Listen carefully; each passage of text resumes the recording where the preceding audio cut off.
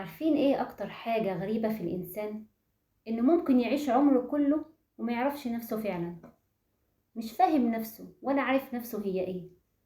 يعني ممكن يعرف الناس اللي بره، يحلل الناس اللي بره، يحكم عليهم ايا كان الحكم، سواء ايجابي او سلبي. لكن لما تيجي تسأله انت مين، بتحس بايه؟ تلاقيه قاعد ساكت، مش عارف يجاوب. ولكن احنا بنتولد على الفطرة، احنا جوانا الفطرة، كلنا جوانا الفطرة، ولكن احنا دفنينها. الحب والسلام والأمان جوانا، بس مع الوقت بنبدأ نلبس أقنعة علشان نظهر إن احنا أقوياء، أقنعة علشان ما نخافش، أقنعة علشان الناس ما تقولش علينا ضعفاء، أقنعة علشان نرضى. ولما نكبر نصدق الأقنعة دي. للأسف احنا بنصدق نفسنا وننسى مين جواها، بننسى نفسنا، بننسى الفطرة اللي جوانا، ونفضل لابسين الأقنعة. وخلاص احنا اقتنعنا بالأقنعة اللي احنا لابسينها. كم مرة قلت مش عارف أنا مالي؟ أكيد كل اللي سمعني دلوقتي مر عليه وقت وسأل نفسه أنا مش عارف أنا مالي، هو أنا زهقان ليه؟ طب كم مرة حسيت إنك تايه رغم ان كل حاجة تمام حواليك؟ ممكن في ناس كده تايهة والدنيا حواليه تمام، ولكن في ناس برضك تايهة والدنيا حواليه بايظة وفوق دماغه. عارفين ده ليه؟ ده عشان نفسك بتنبهك وبتنده عليك، بتقولك اسمعني، اسمعني، اقعد اسمعني. النفس مراية ربنا حطها جوانا علشان نفهم بيها العالم الخارجي. كل موقف بيحصل معاك وكل شخص بيألمك، مع كل وجع، دي رسالة منك ليك انت، مش من بره، من جواك انت. لو اتظلمت مثلا اسأل نفسك هل انا كنت سايب حقي؟ ما انت ممكن تكون انت السبب. هو اي حاجة بتحصل لنا لازم تقعد تسأل نفسك انا اتظلمت ليه؟ هل انا سبت حقي علشان كده حد ظلمني؟ ده سؤال. طب لو حد أذاك، هل أنا كنت محتاج أتعلم حدودي؟ طب لو خسرت، يمكن ربنا بيخليك تسيب اللي مش ليك علشان تاخد اللي فعلا ليك، اللي تستحقه. الفهم بيبدأ لما تبطل تقاوم، بطل تجادل مع نفسك، بطل ترفض، بطل تقول الأحداث اللي بره اللي حواليك هي السبب، بطل تقول الظروف هي السبب، بطل تقاوم نفسك، اقعد اسمع نفسك. كل مرة تقول أنا ليه بيحصل لي كده؟ طب ما تيجي نتفق مع بعض، بدل ما نقول أنا ليه بيحصل لي كده. يعني مثلا حصل لك موقف، أيا كان الموقف ده، أذى، خسرت في حاجة، اتظلمت، خذلان، ايا كان الموقف اللي حصل لك، بدل ما تقول هو انا ليه بيحصل لي كده، مش معنى انا بيحصل لي كده. طب ما تسأل نفسك مرة، هو جاي الموقف ده يعلمني ايه؟ يعني بدل ما تقول ليه بيحصل لي كذا، لا قول هو الموقف ده جاي يعلمني ايه. الفرق بين الجملة دي والجملة دي بين العذاب والسلام. يعني ايه بين العذاب والسلام؟ انتوا اكيد سمعتوا الجملة دي كتير، انتوا مش بتسمعوا حد يقول لي انا قلبي قيد نار. الكلمة اللي بيقولوها ديت انا جوايا نار، انا محروقة نار، انا فاهمني؟ يعني في ناس لما بيحصل لها بقى حاجة وكده بتبقى جواها بقى خلاص نار بقى مش قادرة، يعني ممكن تنفجر اصلا لو انفجرت. عارفين ليه؟ لان هي قاعدة عمالة تقول هو أنا مش معنى أنا بيحصل لي كده، هو أنا ليه بيحصل لي هو ليه. طب يا جماعة، حاولوا بدل ما تقولوا الجملة دي وتحسوا بالعذاب، والعذاب ده هيتكرر كتير في حياتك.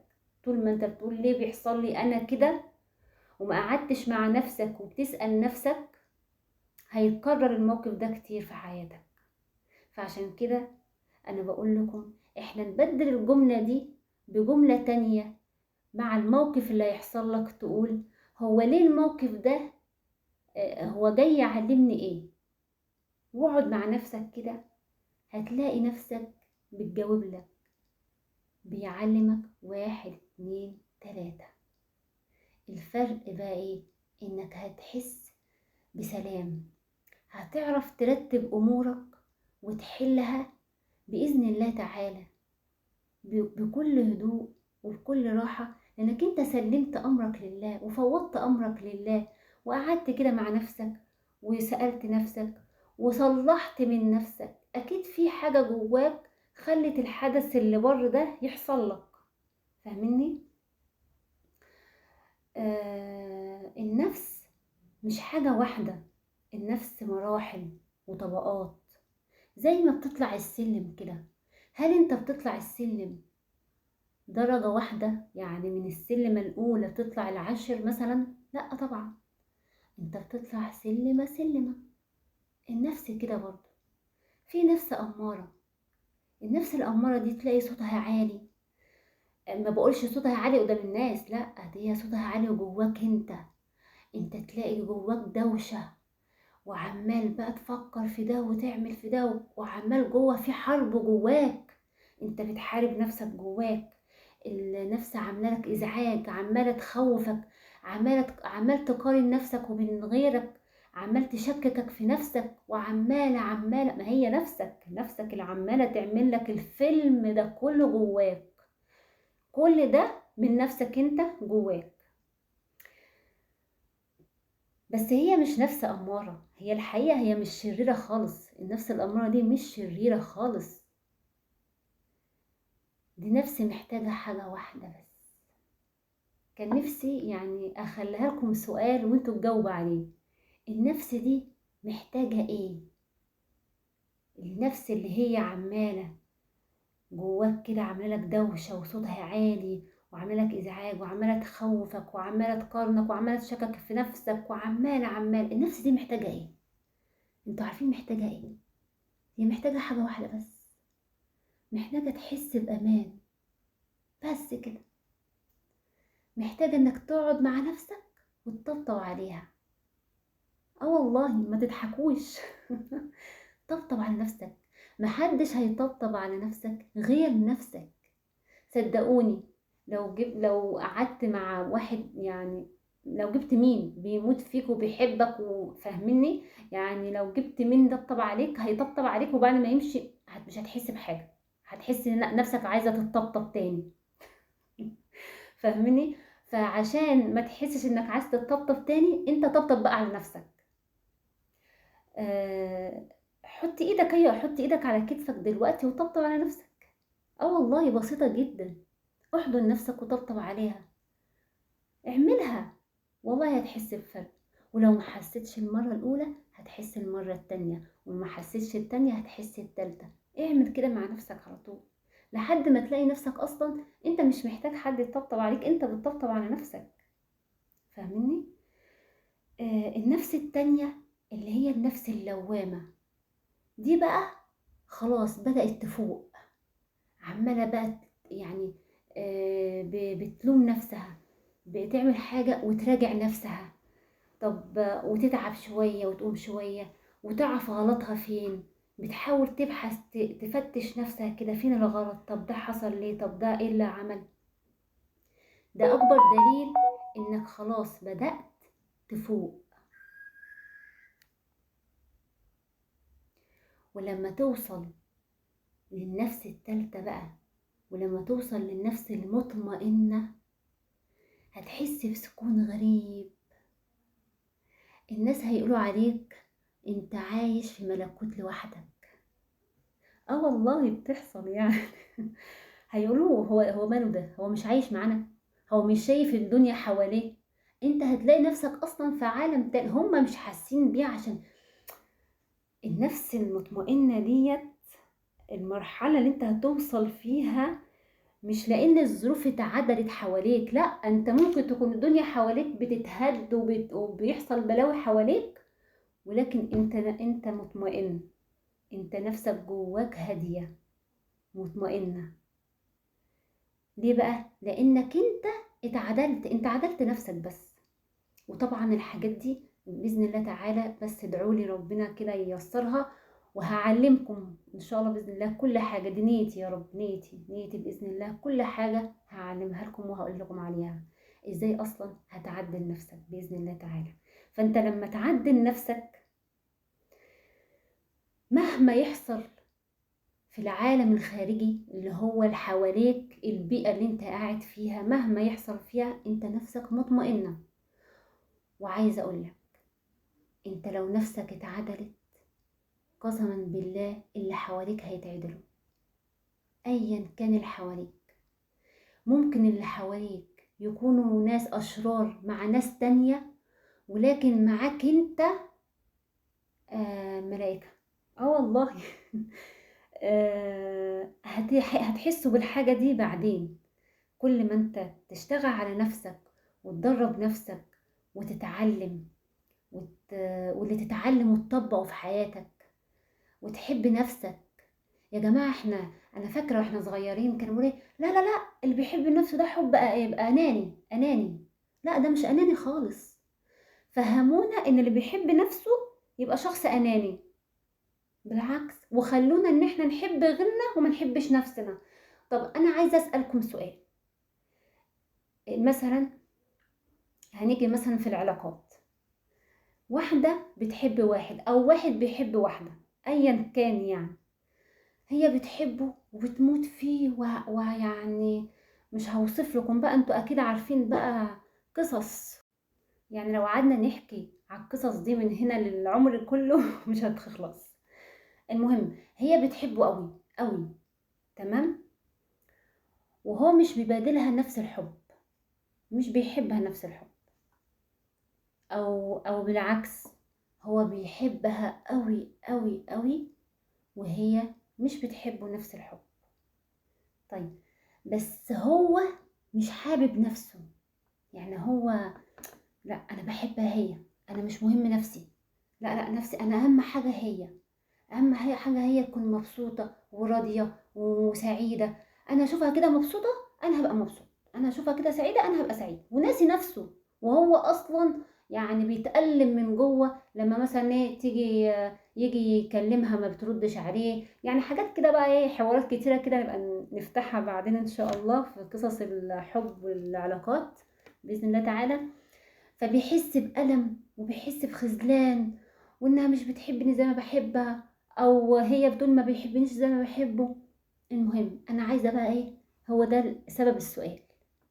السؤال هو انت ازاي بتطلب من غيرك يحبك وانت ما بتحبش نفسك اصلا؟ فاهميني؟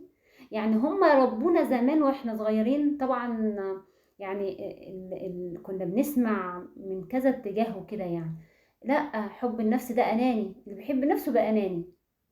طب ماشي، انا مش هحب نفسي، ازاي انا بقى اطالب ان حد يحبني؟ ما انا خلاص انا واحده ما بتحبش نفسها، يبقى ما ينفعش اطلب حد يحبني. ازاي انت ما بتحبيش نفسك وعايزه حد يحبك؟ طبعا ما مش هتلاقي طبعا. فاهمني؟ هو ده المقصد يعني.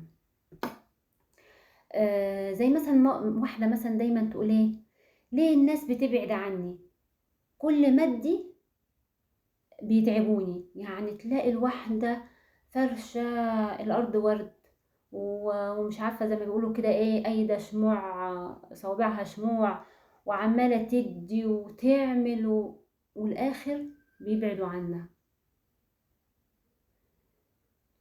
ولما بدأت بقى تسمع نفسها، لما قعدت كده بقى وسمعت بقى مها، سمعتني وقعدت بقى مع نفسها كده وتستكشف بقى، اكتشفت بقى انها كانت بتعمل ايه، كانت بتدي علشان تتحب. ما خدوا بالكم بقى، دي نقطة مهمة. انا دلوقتي بدي لحد، يعني بديله، بعطيه او بديله اهتمام، ايا كان الحاجة اللي انا بديها له. لو انا بديها له عشان هو يحبني، او انا بديها له عشان انا خايفة ان هو يبعد عني، ماشي، فمليون في المية هو هيبعد عنها ومش هيحبها، مليون في المية. بس هي لما قعدت مع نفسها وسمعت مها وسمعتني وبدأ الوعي بتاعها يتفتح وتفهم الدنيا صح، بطلت بقى ايه، مش هقولك بطلت تدي، مش بطلت تعطي، لأ، هي بتدي وبتعطي، بس بايه، بامتلاء، مش من نقص. فاهميني؟ في فرق ان انا هديك حب، هديك اهتمام، هديك ايا كان الحاجة اللي هديها لك، بديها لك وانا اصلا ما عنديش نقص. يعني ما عنديش نقص، يعني انا مش محتاجة حد يحبني عشان انا بحب، يعني ما عندي، يعني انا حابة نفسي وكافية نفسي، فاهمني؟ وبدي اللي قدامي ده حب وعطاء، مش عشان انا مستناه يحبني ويعطيني. فبالتالي لما اعمل كده عن حب وعن عطاء وعن وعي، انا مش هتعب. يبقى خلينا متفقين مع بعض، لما نيجي ندي هيبقى من الجانب الامتلاء، انتي ممتلئة، مالية نفسك حب وحنان، عشان لما تيجي تدي حب وحنان هيبقى من جانب ايه، امتلاء، مش نقص، مش من جانب النقص. لانك طول ما انت محرومة من الحب ومن الحنان ومن ايا كان الحاجة اللي انت محرومة منها، لما تيجي تاخديها مش هتعرفي تاخديها، هتاخديها ناقصة. هو انت عندك يعني يا ريت تفهموني. ان شاء الله باذن الله تعالى فيما بعد هنشرح كل حاجات بالتفاصيل باذن الله تعالى. خلينا نجرب دلوقتي تمرين مع بعض، تمرين بسيط. اقفلوا عيونكم، خدوا نفس عميق، وحطوا ايديكم على قلبكم، واسألوا نفسكم سؤال واحد بس. كل واحد يسأل نفسه، ايه اكتر حاجة نفسك تقولها لي ومش قادرة؟ وما تجاوبش بعقلك، ما تخلوش عقلكم هو اللي يجاوب. اسأل انت دلوقتي قاعد مع نفسك، اسأل نفسك ايه الحاجة اللي انت نفسك تقولها لي من زمان ومش قادرة. سيبها تطلع الإحساس، حتى لو دمعت، حتى لو بكلمة، حتى لو بصمت، بس حس بيها. انت مجرد ما تسأل نفسك هتلاقيها هي تلقائيا بتجاوب لك. بس اقعد مع نفسك بكل هدوء ونفس عميق وانت حاطط ايدك على قلبك، حاول تسمع نفسك. على فكرة ممكن تقولك انا محتاجة حضن، محتاجة طبطبة. طبطب على نفسك، ايوه، حط ايدك على كتفك كده وطبطب على نفسك. محدش هيطبطب على نفسك غير نفسك انت اقرب واحد لنفسك. انت نفسك اللي عارف نفسك، انت اللي تحب نفسك. محدش هيعرف يحب نفسك اكتر من نفسك. طبطب على نفسك، احضن نفسك، اسمعها زي ما هي. كل مشاعرك، كل مشاعرك مش ضدك، ايا كان المشاعر، سواء مشاعر سلبية ايجابية، ايا كان الظرف اللي انت اتحطيت فيه، كلها رسائل جاية من ربنا، كلها رسائل جاية من نفسك علشان تفهم وترجع للفطرة، عشان ترجع لفطرتك. خلاص حان الآن إن كلنا نرجع لفطرتنا، لطبيعتنا، للسلام اللي جوانا. إحنا جوانا سلام بس ما بنروحش عليه، إحنا بنجري منه، إحنا بننساه. وبنجري ورا الأوهام. للأسف انتوا بتقولوا علينا احنا عايشين في أوهام، بس لأ، اللي مع نفسه عمره ما كان عايش في وهم. اللي عايش في الخارج، اللي باصص على اللي بره، هو ده اللي عايش في وهم. هو ده اللي واهم نفسه انه حزين، واهم نفسه انه مكتئب، واهم نفسه ان الناس جاية عليه، واهم نفسه ان الناس كلها ضده، واهم نفسه. ما يعرفش انه هو لازم يدخل جوه نفسه ويسأل نفسه ويصلح من نفسه علشان اللي حواليه يكونوا كويسين معاه ونفسه تكون مرتاحة وراضية. النفس لما بتفهمها هتكتشف انك طول الوقت ما كنتش محتاج تغيير من العالم. والله والله والله لو قعدت مع نفسك وغيرت نفسك، مش هقول لكم من اول مرة، يعني انتوا ممكن دلوقتي هتعملوا مش هتحسوا بحاجة، بس لو عملتوا مرة واتنين وتلاتة والله لا هتحسوا بتغيير وهتحبوا تقعدوا مع نفسكم. في ناس بتهرب من نفسها عشان مش عايزة تسمع نفسها. للأسف انت لازم تسمع نفسك عشان تبدأ تتغير. ما انت لو ما سمعتش نفسك مين هيسمعك؟